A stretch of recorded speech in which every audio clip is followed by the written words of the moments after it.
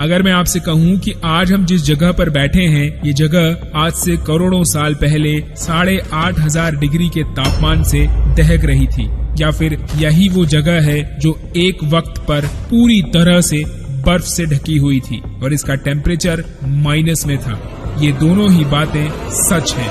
अब ये कैसे सच हो सकता है? चलिए इसे समझने की कोशिश करते हैं और चलते हैं पृथ्वी के 450 करोड़ सालों के सफर पर और जानते हैं कि आखिर इस पृथ्वी का जन्म कैसे हुआ। दरअसल इस जगह आज हमारा सौरमंडल है। एक वक्त पर वहाँ कई प्रकार की गैस और धूल के बादल हुआ करते थे। वैज्ञानिकों के मुताबिक इन धूल के बादलों से दूर एक बहुत बड़ा सितारा हुआ करता था और वक्त के साथ साथ उसकी ऊर्जा कम होने लगी, जिसके कारण वो अपनी ही गुरुत्वाकर्षण की वजह से अपने अंदर सिकुड़ता चला गया और इस दबाव की वजह से उसके अंदर की गर्मी इतनी ज्यादा बढ़ गई कि वो एक महाभयानक विस्फोट के रूप में फट गया और अंतरिक्ष में मौजूद ये धूल एक दूसरे से मिलने लगी। इस दौरान बादलों में स्थित धूल में दबाव और गर्मी के कारण बड़े उल्कापिंड और पत्थरों का जन्म होने लगा और इसी दबाव की वजह से इन बादलों में स्थित रेडियो एक्टिव पदार्थ ने ग्रेविटी का निर्माण किया।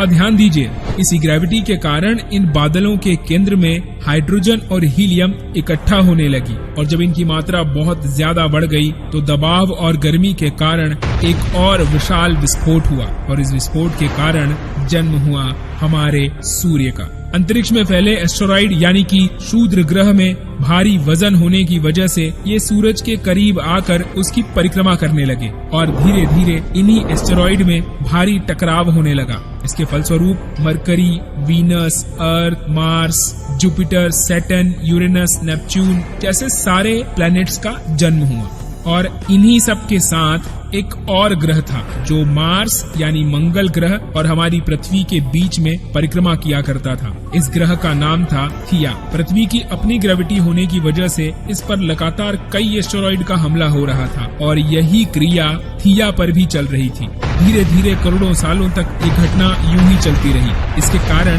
ये दोनों ग्रह यानी पृथ्वी और थिया एक दूसरे के करीब आने लगे और ये इस हद तक करीब आ गए कि थिया जोर से आकर पृथ्वी से टकरा गया। इस भयंकर टकराव की वजह से पृथ्वी का एक हिस्सा कई छोटे छोटे कणों में अंतरिक्ष में फैल गया और एक रिंग के रूप में पृथ्वी की परिक्रमा करने लगा।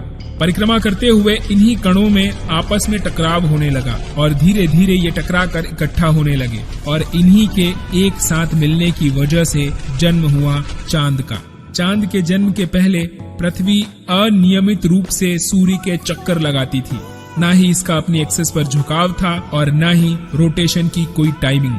चांद के जन्म के दौरान पृथ्वी में बहुत कुछ बदलाव आए। उस वक्त एक ही समुद्र हुआ करता था और वो समुद्र था कई हजार डिग्री सेल्सियस पर उबलते हुए लावे का। ये तमाम चीजें जिन्हें आज हम अलग अलग नाम से जानते हैं उस वक्त नहीं थी।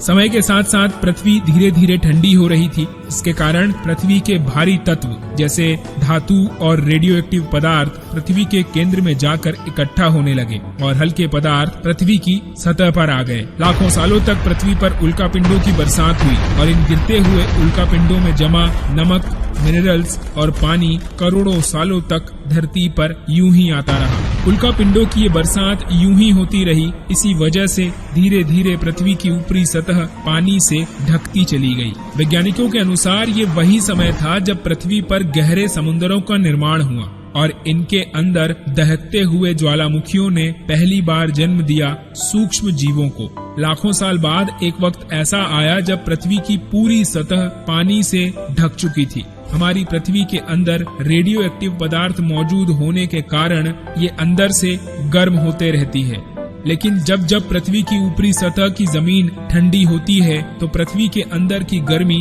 बाहर नहीं निकल पाती और इसके कारण इसके अंदर की गर्मी ज्वालामुखी विस्फोट का रूप लेती है। और उस वक्त भी कुछ ऐसा ही हुआ। पानी से ढकी हुई पृथ्वी पर हजारों की तादाद में ज्वालामुखी निकलने लगे और आने वाले लाखों सालों तक इन ज्वालामुखियों का निकलना यूं ही जारी रहा और इन ज्वालामुखियों के कारण जमीनी हिस्सा पानी से बाहर आने लगा। लेकिन इस वक्त तक भी पृथ्वी पर कोई वातावरण नहीं था।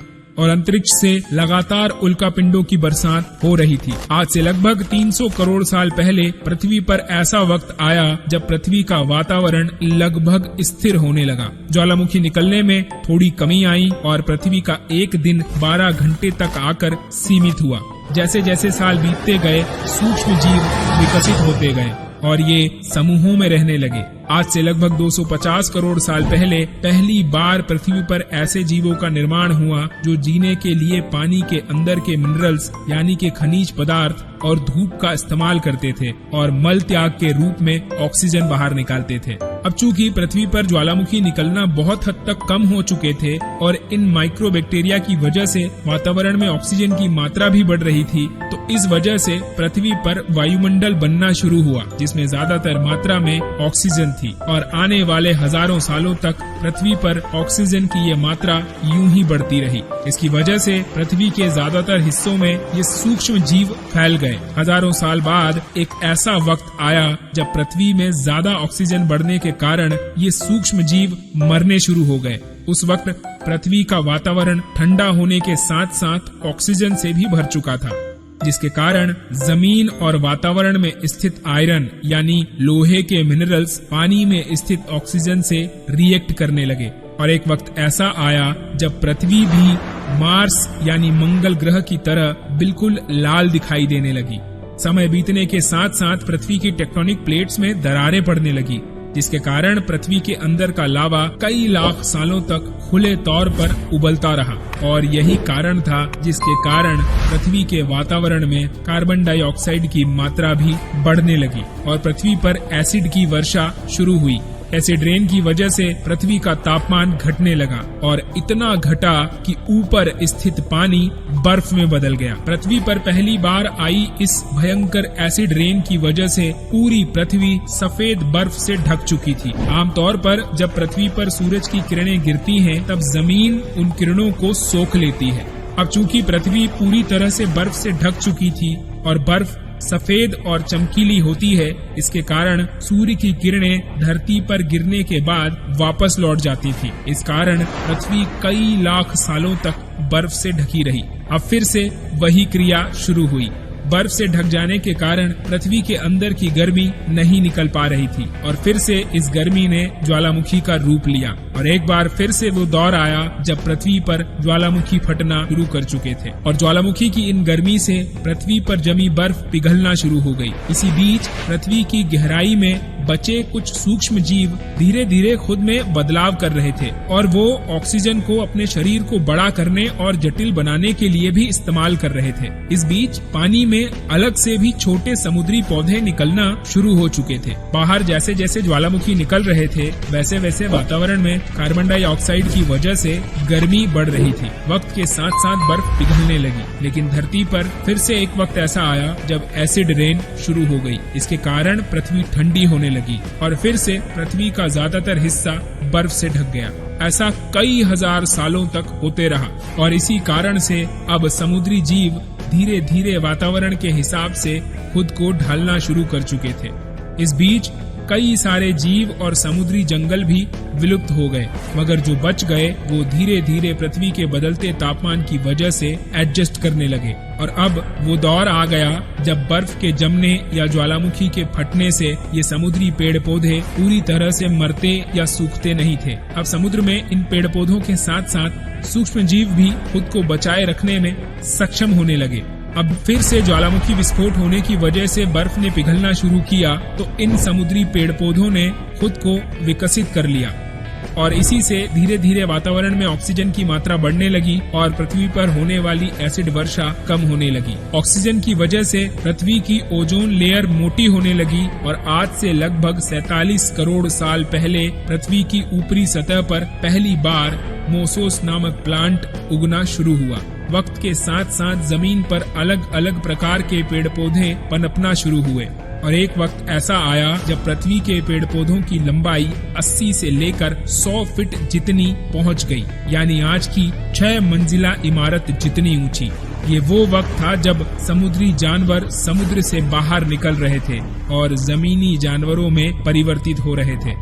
धरती की ज्यादातर जमीन एक ही जगह पर इकट्ठा हो चुकी थी, जिसे आज हम पेंजिया महाद्वीप के नाम से जानते हैं। वो वक्त आ चुका था जब पृथ्वी का वातावरण और तापमान लगभग स्थिर हो चुका था और अब दिन भी करीब 21 से 23 घंटे का हुआ करता था। चूंकि समुद्री जीव पानी से बाहर आने लगा था और वातावरण के हिसाब से अपने शरीर में बदलाव करने लगा था, और इसी बदलाव ने धीरे धीरे जन्म दिया डायनासोर को। जिन डायनासोर ने पेड़ पौधे खाना शुरू किए, उनका शरीर लंबा और विशाल होता गया, और जिन डायनासोर ने शिकार और मांस को खाना चुना, उनका शरीर छोटा और फुर्तीला होता गया। पृथ्वी की ऊपरी जमीन एक जगह इकट्ठे होने के कारण ज्यादातर जमीन रेगिस्तान और बंजर हो चुकी थी। इस कारण जंगल सिर्फ समुद्र के करीब हुआ करते थे और इसी में डायनासोर भी रहा करते थे। आज से करीब 20 करोड़ साल पहले पेंजिया महाद्वीप टूटना शुरू हो गया। पेंजिया महाद्वीप के विभाजित होने की वजह से ज्यादातर ऊपरी जमीन पानी के संपर्क में आने लगी। इसके फलस्वरूप पृथ्वी पर हरियाली बढ़ती गई। इस वजह से डायनासोर की और भी कई अलग अलग प्रजातियों का जन्म हुआ। इसके बाद करोड़ों सालों तक इन्होंने पृथ्वी पर राज किया और इनकी हुकूमत इस कदर छाई कि इन्होंने जमीन के साथ साथ आसमान और पानी हर जगह अपना दबदबा बना लिया। और इसी बदलाव के कारण टेक्टोनिक प्लेट में एक बार फिर से हलचल शुरू हुई। अफ्रीका 2 हिस्सों में टूट गया और अफ्रीका से टूटा हुआ भारत सीधा आकर तिब्बत से टकराया। इसी टकराव की वजह से जन्म हुआ हिमालय पर्वत श्रृंखला का। सब कुछ सुचारू रूप से चल रहा था कि फिर अचानक कुछ ऐसा हुआ जिसने पृथ्वी से जीवन का नामो निशान मिटाकर रख दिया। आज से तकरीबन 6.5 करोड़ साल पहले माउंट एवरेस्ट से भी बड़ा, लगभग 4.5 लाख करोड़ जितना वजनी एक उल्का पिंड 80,000 किलोमीटर प्रति घंटे की रफ्तार से आकर पृथ्वी के वायुमंडल में प्रवेश किया। इसकी वजह से ये तेज आग की लपटों से घिर गया और इन्हीं जलती हुई लपटों के साथ ये टकराया पृथ्वी की ऊपरी सतह से। इसके टकराव से इतनी ऊर्जा उत्पन्न हुई जितनी कि 10 करोड़ परमाणु बम के एक साथ फटने पर होती है। जहां ये उल्का पिंड गिरा, वहां 1 सेकंड से भी कम समय में सारे पेड़ पौधे और जानवर भाप बनकर उड़ गए। इसके गिरते ही पृथ्वी पर बुरी तरह से धूल और गैस के बादल छाने लगे। समंदर में भयंकर बाढ़ आने लगी और पृथ्वी हर तरफ से आग की लपटों से घिर गई और मात्र कुछ ही घंटों में पृथ्वी का पूरा वातावरण हानिकारक गैस और धूल के बादलों से घिर गया। पृथ्वी पर नर्क जैसी स्थिति बन चुकी थी और इस कारण डायनासोर घुटन, आग और भुखमरी की वजह से मरने लगे। अब चूंकि डायनासोर का आकार बहुत बड़ा था, ये चाहकर भी जमीन के अंदर नहीं रह सकते थे। तो इस वक्त वो जीव जो आकार में छोटे थे और जिन्होंने खुद को जमीन के अंदर छुपा लिया, उन्होंने कुछ हद तक अपने जीवन को बचाया और यही चलकर आगे हमारे पूर्वज बने। ये वो वक्त था जब पृथ्वी का पूरा वातावरण काला और अंधेरे से भर चुका था और कई सालों तक धूल और गैस के गुबार पृथ्वी के ऊपर छाए रहे। इस वजह से पृथ्वी पर सूरज की रोशनी तक नहीं पहुंच रही थी। सूरज की रोशनी के अभाव में पृथ्वी से सारे पेड़ पौधे धीरे धीरे करके समाप्त होने लगे। अब हानिकारक गैसों की वजह से पृथ्वी पर एक बार फिर एसिड की बारिश शुरू हो गई। एसिड रेन की वजह से एक बार फिर धरती ठंडी होने लगी, लेकिन इस बार पृथ्वी की बर्फ लाखों सालों तक नहीं जमी, बल्कि कुछ 80 से 90 हजार सालों बाद ये बर्फ पिघलना शुरू हो गई। और जैसे ही पृथ्वी का वातावरण फिर से पहले जैसा होने लगा, वैसे ही इन छोटे जीवों ने जमीन से बाहर आना शुरू कर दिया। उस वक्त पृथ्वी की बर्फ पिघलना शुरू हो चुकी थी। एक और बर्फ पिघल रही थी तो वहीं दूसरी ओर अफ्रीका के घने जंगल धीरे धीरे कम हो रहे थे और खुले घास के मैदान तेजी से बढ़ रहे थे। अफ्रीका में जंगल सूखने की वजह से पेड़ों पर रहने वाले बंदरों को मजबूरन घास के मैदानों में उतरना पड़ा और शिकार करना सीखना पड़ा। इस वजह से धीरे धीरे इन्होंने 4 पैरों की बजाय 2 पैरों पर चलना और दूसरे जानवरों का शिकार करना भी सीख लिया। खाने की कमी की वजह से धीरे धीरे ये पृथ्वी के अलग अलग हिस्सों में फैलने लगे और इसी की वजह से इनके शरीर का आकार, रंग और रूप भी बदलने लगे। इनका जीवन काल मौसम के हिसाब से बदलता चला गया। वक्त के साथ साथ ये आदिवासी बने और इन्होंने हथियारों से लेकर आग का आविष्कार किया और धीरे धीरे ये इंसान के रूप में विकसित हुए और उसके बाद इन्होंने धर्म से लेकर परिवार, भाषा और संस्कृति का निर्माण किया और वक्त के साथ साथ ये यानी कि हम विकसित होते चले गए और यही वजह है कि आज हम इस पृथ्वी की सबसे विकसित प्रजाति बन चुके हैं। पृथ्वी को आज जैसा बनने में तकरीबन 450 करोड़ सालों का समय लगा और हमें एक छोटे जमीन में रहने वाले जानवर से इंसान बनने में कई लाख सालों का। मगर हमने पिछले कुछ 100 सालों में जितना पृथ्वी को गंदा और तबाह किया है उतना आज तक शायद किसी प्रजाति ने नहीं किया। हम एक बार फिर से धरती को गर्म कर रहे हैं और कार्बन डाइऑक्साइड के साथ साथ हानिकारक गैसों की मात्रा लगातार बढ़ा रहे हैं। वैज्ञानिकों का मानना है कि पृथ्वी पर एक बार फिर से विशाल परिवर्तन होने वाला है। अब ये परिवर्तन क्या होगा और भविष्य में पृथ्वी कैसी दिखेगी? अगर आप चाहते हैं कि इस पर एक सेपरेट वीडियो बनाया जाए तो प्लीज हमें कमेंट करके जरूर बताइएगा। उम्मीद है द रिसर्च एक्स का ये वीडियो आपको पसंद आया होगा। इस वीडियो को लाइक, शेयर और चैनल को सब्सक्राइब करने के लिए आपका बहुत बहुत शुक्रिया। जल्द मिलते हैं एक और ऐसी ही शानदार रिसर्च के साथ।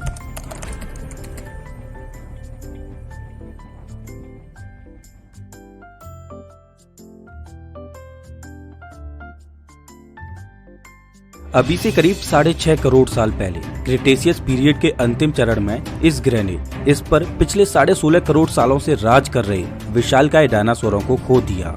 हम सब जानते हैं कि ऐसा धरती पर आई एक महाप्रलय की वजह से हुआ था, लेकिन क्या आप जानते हो कि उस महाप्रलय में हुए मास एक्सटिंक्शन के ठीक बाद धरती पर क्या हुआ था? ऐसे वो कौन कौन से जीव थे जो उस महाप्रलय में विलुप्त हो गए और वो कौन से जीव थे जिन्होंने महाप्रलय के भीषण समय का सामना किया और एक नए भविष्य की नींव रखी?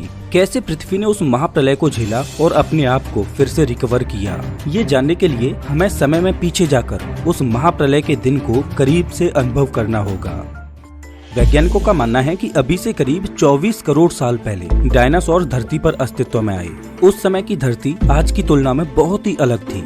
आज आप धरती पर जितने भी कॉन्टिनेंट्स देखते हो, उस समय में ये सभी कॉन्टिनेंट्स आपस में जुड़े हुए थे और उस समय में धरती पर एक ही बड़ा सा सुपर कॉन्टिनेंट मौजूद था जिसे वैज्ञानिकों ने पैंजिया नाम दिया। इस समय को ट्राइएसिक पीरियड बोला जाता है। इस समय काल में बहुत ही कम बारिश होती थी, इस वजह से धरती पर सूखा बनी रहती। इस समय में धरती पर डायनासोर इवॉल्व होना शुरू हो गए थे। शुरुआती डायनासोरों का साइज बहुत ही छोटा हुआ करता था, तकरीबन 2 मीटर तक का। समय गुजरता रहा, धरती में बदलाव आते गए और डायनासोरों का विकास होता रहा। अभी से करीब 20 करोड़ साल पहले ट्राइएसिक पीरियड का अंत होता है। धरती अपने एक नए युग में प्रवेश करती है और अपने आप को बदलने लगती है। जो पैंजिया सुपर कॉन्टिनेंट था वो अब अलग अलग भागों में टूटने लगता है। इस वजह से पृथ्वी पर बड़े बड़े क्रैक्स बनने लगते हैं जिनमें जगह जगह ज्वालामुखी फटने लगते हैं, जिस वजह से पृथ्वी के एटमॉस्फेयर में कार्बन डाइऑक्साइड और सल्फर डाइऑक्साइड की मात्रा बढ़ने लगी, जिसने पृथ्वी पर ग्लोबल वार्मिंग को बढ़ा दिया। सल्फर डाइऑक्साइड और धूल और गैस के बादलों ने पृथ्वी को घेर लिया, जिसने सूर्य के प्रकाश को पूरी तरह से ब्लॉक कर दिया। कार्बन डाइऑक्साइड और सल्फर डाइऑक्साइड पानी में मिल गए, जिससे समुद्र का पानी जहरीला हो गया। पृथ्वी में आए इन बदलावों ने पृथ्वी के क्लाइमेट को बदल कर रख दिया। इस महाप्रलय ने पृथ्वी पर महाविनाश को जन्म दिया, जिससे पृथ्वी पर बहुत बड़ा मास एक्सटिंक्शन हुआ। इस मास एक्सटिंक्शन में पृथ्वी की 95% से ज्यादा प्रजातियां विलुप्त हो गयीं। इस घटना को ट्राइएसिक जुरासिक एक्सटिंक्शन इवेंट के नाम से जाना जाता है। इसके बाद धरती पर एक नए एरा की शुरुआत होती है, जिसे जुरासिक पीरियड बोला जाता है। ट्राइएसिक जुरासिक मास एक्सटिंक्शन में डायनासोर सरवाइव कर गए और इस नए एरा जुरासिक पीरियड में डायनासोर धरती की डोमिनेंट प्रजाति बनकर उभरते हैं।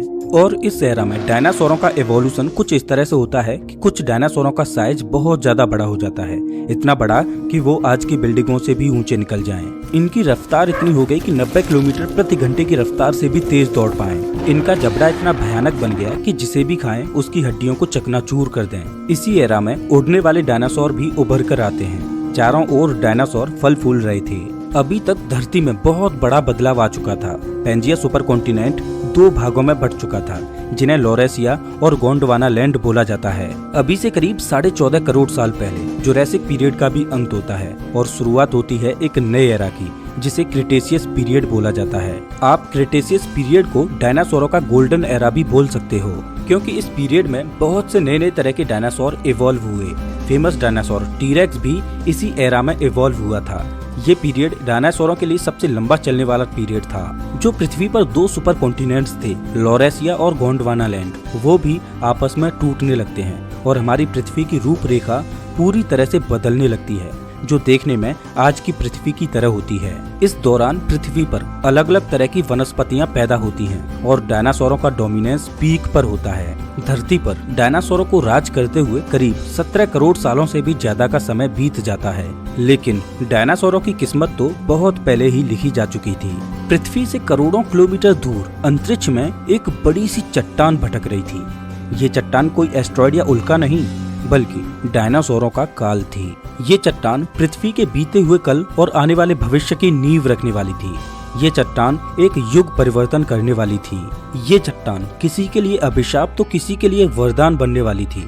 ये चट्टान पृथ्वी को हमेशा के लिए बदलने वाली थी। धरती पर माहौल बिल्कुल खुशहाल था। डायनासोरों के अलावा अन्य प्रजातियों के जानवर भी इस धरा पर सुखमय जीवन बिता रहे थे। हर जगह डायनासोरों की तूती बोल रही थी, लेकिन उनको क्या पता कि उनकी ओर उनका काल हर पल बहुत तेजी से बढ़ रहा है। एक बड़ा सा एस्ट्रॉयड जिसका साइज लगभग 10 से 15 किलोमीटर था, जो लगभग 30 किलोमीटर प्रति सेकंड की रफ्तार से पृथ्वी के एटमॉस्फेयर में प्रवेश करता है। जैसे ही ये एस्ट्रॉयड पृथ्वी के वायुमंडल में प्रवेश करता है, वैसे ही वायुमंडलीय घर्षण की वजह से ये एस्ट्रॉयड एक बड़ी सी आग की बॉल में तब्दील हो जाता है। रात के समय में भी पृथ्वी पर तेज उजाला हो जाता है, मानो रात में ही सूर्य निकल आया हो। आसमान में रोशनी इतनी तेज थी कि उसके सामने डायनासोर भी ट्रांसपेरेंट नजर आ रहे थे। डायनासोरों की आंखों में इतनी शक्ति कहाँ कि वो उस तेज चमचमाती रोशनी को देख पाए। डायनासोरों को कुछ भी दिखाई नहीं दे रहा था कि वहाँ क्या हो रहा है, लेकिन वो उस आने वाली कयामत को महसूस जरूर कर पा रहे थे। अचानक ही वो चट्टान बहुत तेज गति से पृथ्वी से टकराती है और पृथ्वी पर एक महाविस्फोट होता है। आपको बता दूं कि वो विस्फोट इतना भयंकर था कि आज इंसानों द्वारा बनाए गए सबसे खतरनाक हथियार जार बॉम्बा से भी 10 करोड़ गुना ज्यादा। अगर ये एस्ट्रॉयड बीच समुद्र में जाकर गिरता तो शायद कयामत इतनी भयंकर नहीं होती, क्योंकि समुद्र का पानी एस्ट्रॉयड द्वारा लगाए गए फोर्स को कुछ हद तक एब्जॉर्ब कर लेता। लेकिन नियति को तो कुछ और ही मंजूर था। ये एस्ट्रॉयड मैक्सिको के तट के पास, जहाँ पर पानी की गहराई बहुत ही कम थी, वहाँ पर टकराता है और वहाँ पर मौजूद पानी तुरंत ही भाप में तब्दील हो जाता है। जैसे ही ये एस्ट्रॉयड पृथ्वी से टकराता है तो इसकी गति इतनी तेज थी कि ये 1 सेकंड से भी कम समय में पृथ्वी के अंदर समा जाता है। उस टक्कर में हीट इतनी ज्यादा पैदा होती है कि उस जगह में मौजूद मिट्टी और पत्थर तुरंत भाप में तब्दील हो जाते हैं और वो छिटक कर सैकड़ों किलोमीटर ऊपर आसमान में चले जाते हैं। जहाँ पर ये एस्ट्रॉयड टकराया था उसके करीब 800 किलोमीटर के रेडियस में तापमान 600 डिग्री सेल्सियस तक पहुँच जाता है और उस एरिया में मौजूद डायनासोर पल भर में भाप में बदल जाते हैं। इम्पैक्ट से पैदा हुई शॉक वेव इतनी तेज थी कि डायनासोरों की स्किन निकलकर भाग जाती है। ब्लास्ट में पैदा हुई हीट से पेड़ पौधे तुरंत सूख जाते हैं और जंगलों में आग लग जाती है। इस इम्पैक्ट के डायरेक्ट कांटेक्ट में आने वाले एरिया में जितने भी डायनासोर थे वो पल भर में खत्म हो जाते हैं, लेकिन अभी भी पूरी पृथ्वी पर बहुत से डायनासोर जिंदा बचे रह गए थे। इस एस्ट्रॉयड ने डायरेक्टली पृथ्वी के एक छोटे से एरिया में मौजूद डायनासोरों को खत्म किया था, लेकिन तबाही का असली मंजर तो अब शुरू हुआ था। पृथ्वी के एक छोटे से एरिया में हुए इस ब्लास्ट ने पृथ्वी पर एक चेन रिएक्शन को शुरू कर दिया। एस्ट्रॉयड के टकराने की वजह से जो मलबा आसमान में गया था वो अब आग के गोले बनकर आसमान से हजारों किलोमीटर दूर उन जगहों पर बरस रहा था जहां तक इम्पैक्ट की डायरेक्ट हीट नहीं पहुंच पाई थी, और इम्पैक्ट से हजारों किलोमीटर दूर मौजूद डायनासोरों पर वो मलबा कहर बनकर बरसा। आसमान से बरस रहे आग के गोलों ने जमीन के साथ साथ आसमान में उड़ रहे डायनासोरों को भी तबाह कर दिया, लेकिन असली कयामत तो अभी आनी बाकी थी। ये तो बस शुरुआत थी। एस्ट्रॉयड की टक्कर इतनी भयंकर थी कि पूरी पृथ्वी कांप उठती है। जगह जगह 11 रेक्टर स्केल से भी ज्यादा के भूकंप आने लगते हैं। पृथ्वी की क्रस्ट में एक शॉक वेव दौड़ रही थी जिसका असर पूरी पृथ्वी के कोने कोने में हो रहा था। धरती डोल रही थी।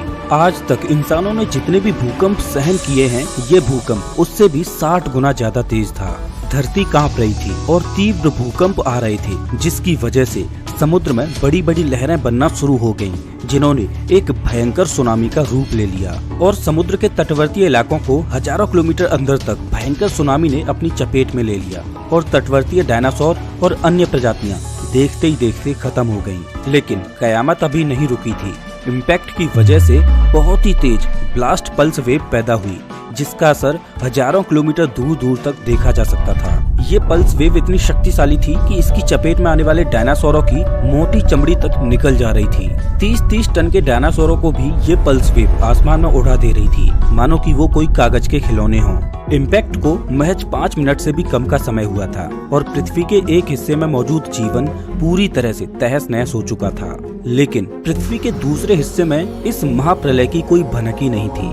पृथ्वी के दूसरे हिस्से में मौजूद डायनासोर रोजमर्रा की तरह ही अपनी भूख को शांत करने के लिए संघर्ष कर रहे थे। एक दूसरे से लड़ रहे थे तो एक दूसरे के साथ विचरण कर रहे थे। उन्हें इस चीज की भनक ही नहीं थी कि पृथ्वी के दूसरे कोने में महाप्रलय का आगाज हुआ है और एक शक्तिशाली दुश्मन उनकी ओर बड़ी ही तेजी से बढ़ रहा है। इम्पैक्ट की वजह से आसमान में धूल के बादल छाने लगते हैं और देखते ही देखते वो धूल के बादल पूरी पृथ्वी को चारों ओर से घेर लेते हैं। आसमान में छाई धूल की एक मोटी परत ने पृथ्वी को ढक दिया और सूर्य से आने वाली रोशनी को ब्लॉक कर दिया। अब पृथ्वी के दूसरी साइड में रहने वाले डायनासोरों और अन्य प्रजातियों पर एस्ट्रॉइड का डायरेक्ट प्रभाव तो नहीं हुआ, लेकिन उस एस्ट्रॉइड ने पृथ्वी के क्लाइमेट को कुछ इस कदर बदल दिया कि आने वाले कुछ महीनों और सालों में पृथ्वी के दूसरे हिस्से में इसका प्रभाव देखने को मिला। दरअसल धूल के उन बादलों ने पृथ्वी को कुछ इस कदर घेरा कि अगले 1 साल तक सूर्य की रोशनी पृथ्वी तक पहुंच ही नहीं पाई, जिस वजह से वनस्पतियां और पेड़ पौधे फोटोसिंथेसिस की क्रिया नहीं कर पा रहे थे, जिस वजह से धीरे धीरे पेड़ पौधे और वनस्पतियां खत्म होने लगी। जब ऐसा होने लगा तो जो शाकाहारी डायनासोर थे और अन्य प्रजातियों के शाकाहारी जानवर थे, उनके लिए एक विकट समस्या खड़ी हो गई, क्योंकि वो तो अपने जीवन के लिए इन्हीं वनस्पतियों और पेड़ पौधों पर निर्भर थे। पर्याप्त भोजन न मिलने की वजह से शाकाहारी डायनासोर और अन्य शाकाहारी जीव धीरे धीरे खत्म होते गए। जब ऐसा हुआ तो इसका प्रभाव मांसाहारी डायनासोरों और अन्य प्रजातियों के जीवों पर भी पड़ा, क्योंकि फूड चेन पूरी तरह से टूट चुकी थी।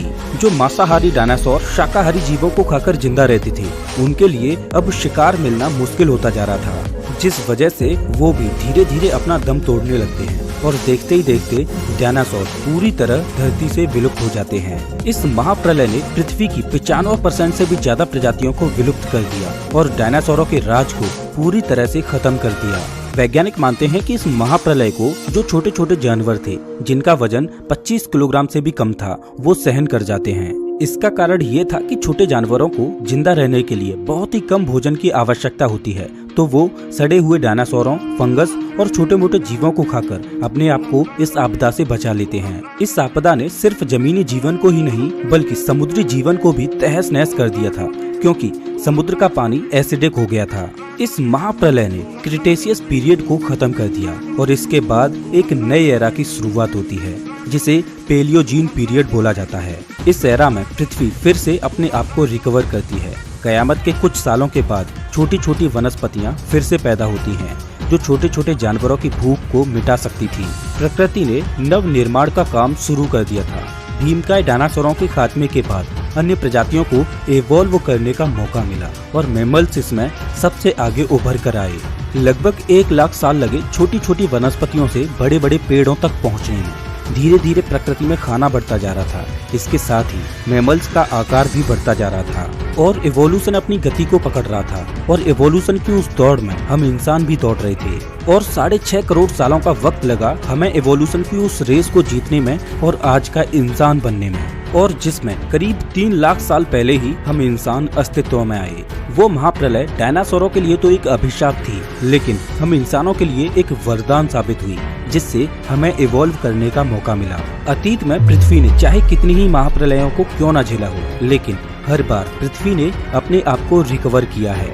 लेकिन ये बात सच है कि हर महाप्रलय के बाद प्रकृति नए जीवों और प्रजातियों को इवॉल्व करने का मौका देती है और पुराने साम्राज्य को खत्म करती है। अब सवाल ये आता है कि अगली महाप्रलय में क्या होगा, तो जवाब हम जानते हैं कि हम इंसान उस महाप्रलय को झेल पाएं या नहीं, लेकिन प्रकृति अपने आप को रिकवर जरूर कर लेगी। अब दूसरा सवाल ये आता है कि अगली महाप्रलय कब होगी, तो इसका जवाब है कि अगली महाप्रलय का आगाज हो चुका है। ये जरूरी नहीं कि हर बार महाप्रलय आसमान से आई किसी चट्टान के द्वारा ही होगी। अगली महाप्रलय को तो हम इंसान बहुत पहले ही शुरू कर चुके हैं, जिसमें हमने अभी तक बहुत से जानवरों को बेघर किया है। अभी तक कई सारी प्रजातियां हमारी वजह से पृथ्वी से विलुप्त भी हो चुकी हैं। हम इस महाप्रलय का शिकार कब बनेंगे, उसकी उल्टी गिनती भी हमने ही शुरू कर दी है।